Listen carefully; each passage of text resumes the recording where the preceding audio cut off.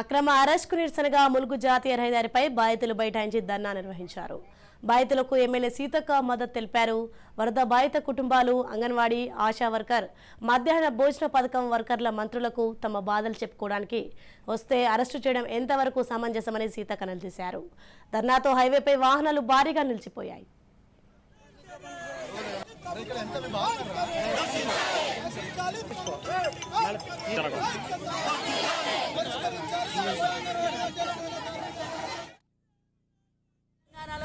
ఎంతో మంది అంగన్వాడీ టీచర్లు ఆయాలు ఉన్నాము.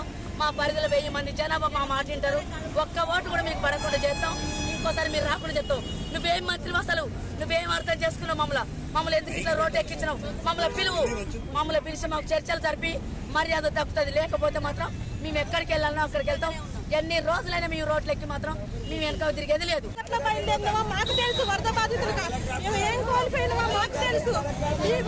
మీ రాజకీయ నాయకుల వల్ల మేము కూడా చాలా వరకు నష్టపోతున్నాం. వరద బాధితులు కరెక్ట్ గా ఎవరున్నారో తెలుసుకోండి.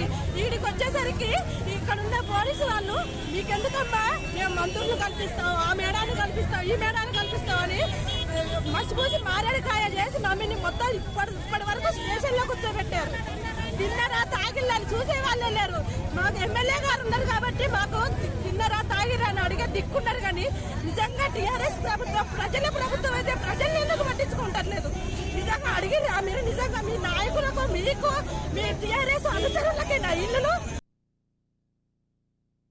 అంగన్వాడీలు, ఆశా వర్కర్లు, మధ్యాహ్న భోజన వర్కర్లు వివిధ దశలుగా పోరాటం చేస్తున్నారు.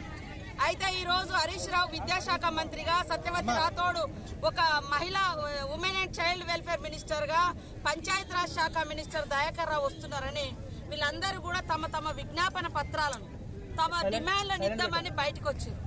ఈ రోజు వాళ్ళని కనీసం కలవడానికి కూడా వాళ్ళు ఇష్టపడతలేరు మంత్రులు. వాళ్ళని తీసుకుపోయి స్టేషన్లలో పెట్టిరు. మా వైద్య శాఖ మంత్రి వస్తుంటే ఆశా వర్కర్లను ఒకప్పుడు బాగా చేసిరని మెచ్చుకుంటే బాగా చేయాలి. కానీ వాళ్ళ కడుపు కట్టుకొని బతకాలనా? ఇవాళ వాళ్ళకి ఫిక్స్డ్ వేతనం కావాలంటే విపరీతంగా కొట్టిరు. ఇందాక ఒక అక్క ఎక్కడ కొట్టడం జరిగింది, ఆమె మొత్తం రక్తం వెళ్తుంది. అదేవిధంగా గత వరదలలో ఇండ్లన్నీ కోల్పోయినటువంటి వాళ్ళు మరి కొండాయి ప్రాంతం నుంచి, దొడ్ల నుంచి వస్తే వాళ్ళని కూడా పొద్దున్న తీసుకుపోయి స్టేషన్లో పెట్టారు. ఈ రకంగా ఎందుకు ఈ దౌర్జన్యం అని మేము అడుగుతున్నాం. అంటే అధికారులు, మంత్రులు వచ్చినప్పుడల్లా ప్రజలు పోలీస్ స్టేషన్లలో ఉండాలా? అంటే ప్రభుత్వ ధనంతో, ప్రజల యొక్క డబ్బుతోటి వాళ్ళేమో టీఆర్ఎస్ ఎన్నికల ప్రచారం చేసుకుంటారు. ఇప్పుడు 1 కోటి 2 కోట్ల ఎన్ని ఖర్చు పెట్టారు మీటింగ్లకు? వాళ్ళు మొత్తం అదొక పార్టీ మీటింగ్ లాగా చేసుకుంటారు.